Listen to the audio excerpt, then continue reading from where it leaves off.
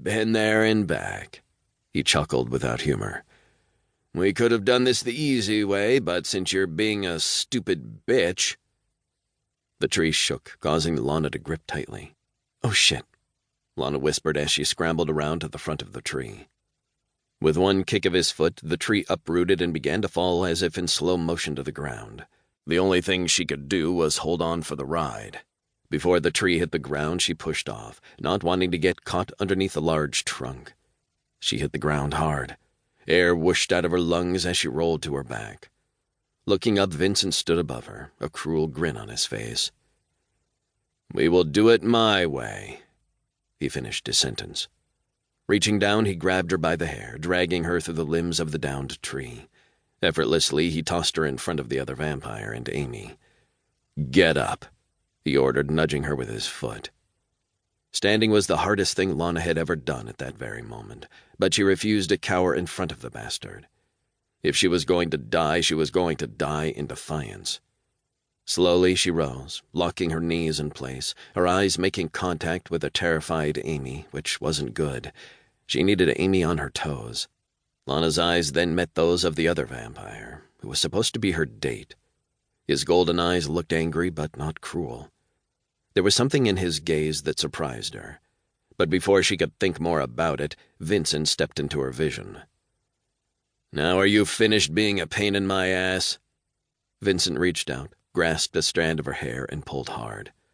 Probably not, she replied, knocking his hand away, knowing she was playing with fire.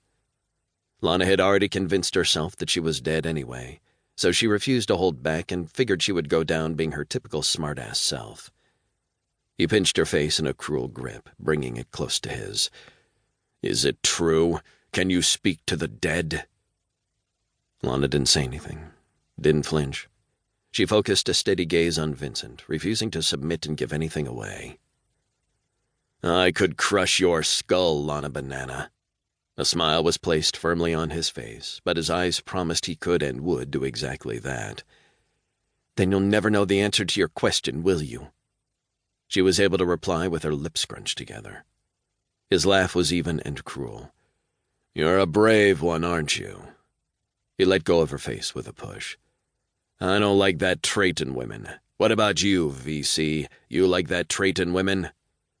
Not usually looking at traits when I'm with a woman, the vampire called VC replied, his voice deep as his eyes drilled into hers. True, Vincent chuckled. I am a man who loves big tits, but that's about all she has going for her. I would have to disagree. VC grinned, his eyes roaming her body with a very confident gaze. I think me and Lana would get along quite well. Lana tried to slump her shoulders so her breasts weren't so prominent, but that was like trying to hide a bus behind a Volkswagen. It just wasn't happening. Her actions made the handsome vampire, VC's, grin spread, which made him even more breathtaking, and that pissed her off. He was the enemy for shit's sake. As a matter of fact, one step and he was directly in front of her, looking down into her eyes. If we're not in a hurry, I'd like to finish our date. Lana's eyes widened. Was he crazy? Like I'd give you the time of day, moron. VC actually laughed. Moron? He cocked an eyebrow at her and gripped her chin in his hand, bringing her face closer to his.